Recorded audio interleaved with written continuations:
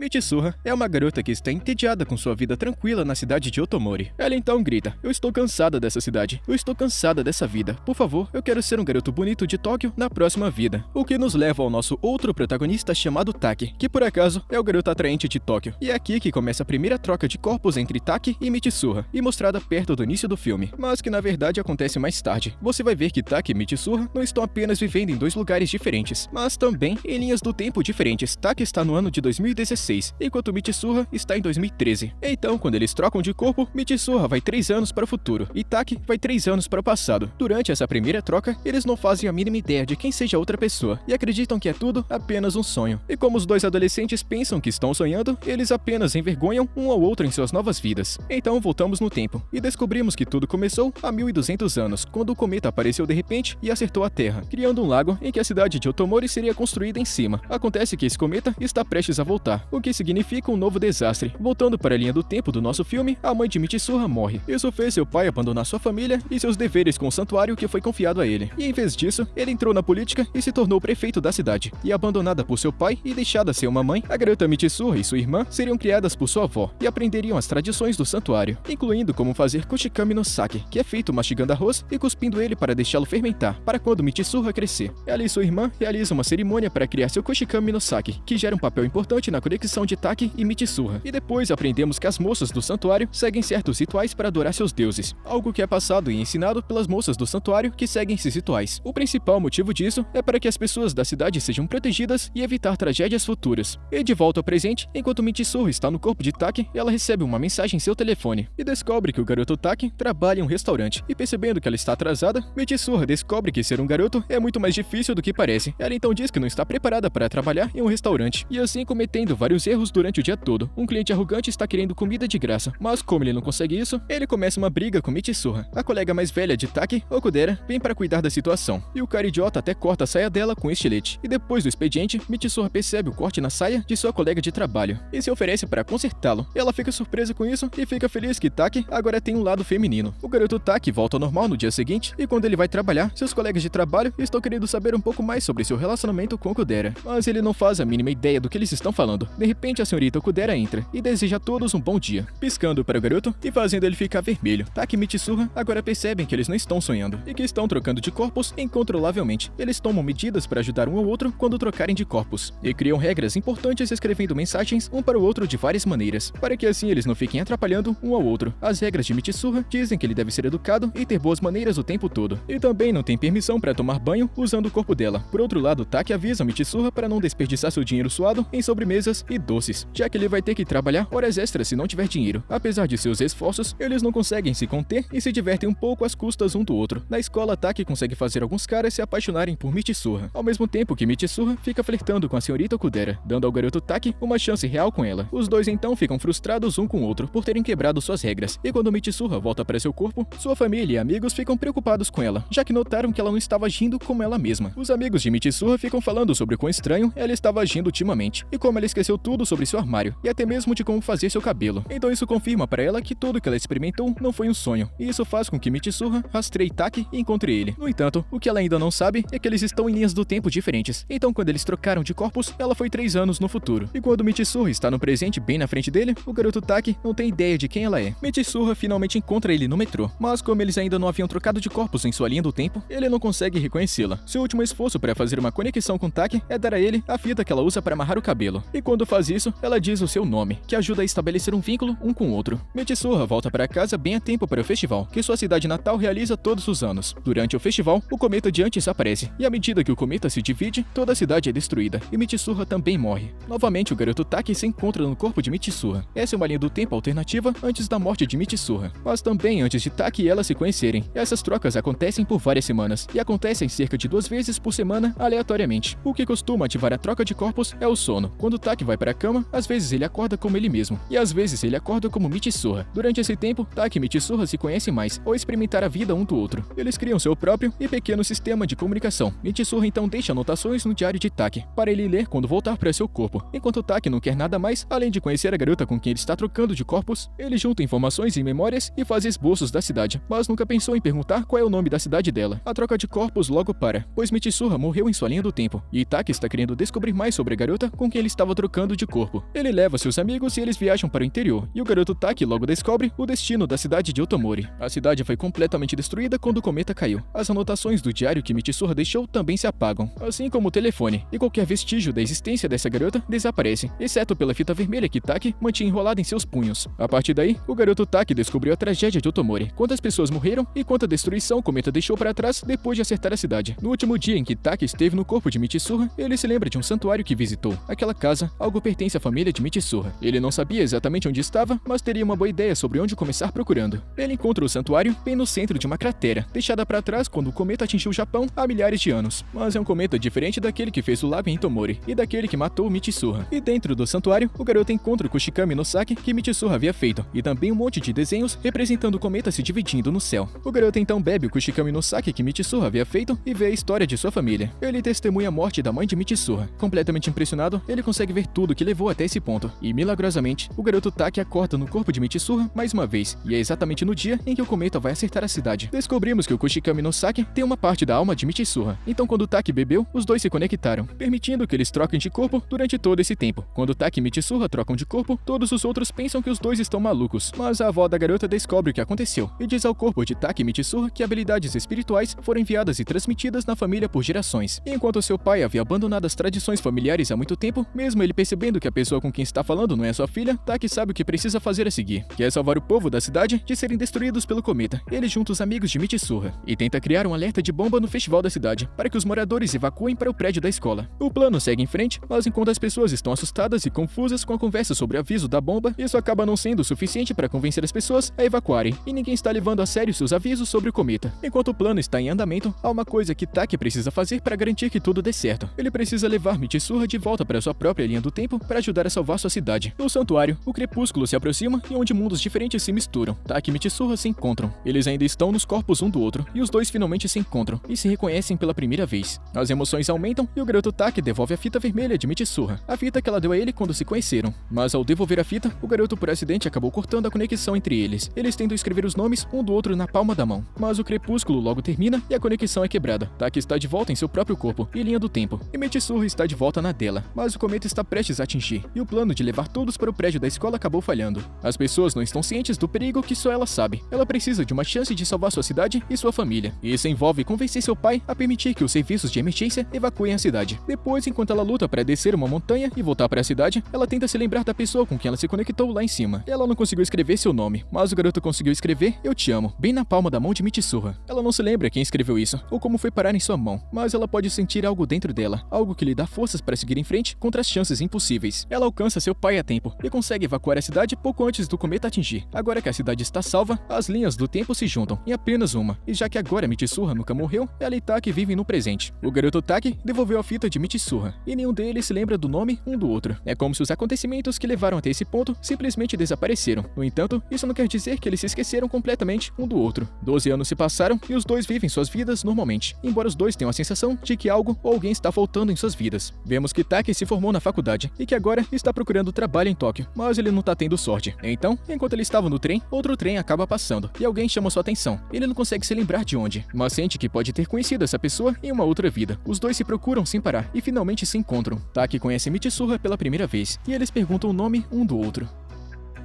Infelizmente o anime termina assim, com aquele velho e chato final interpretativo. Comenta aí o que você achou desse final. E já sabe, né? Para mais animes incríveis como esse, deixa seu likezão e sua inscrição. Tamo junto, mano. Até a próxima.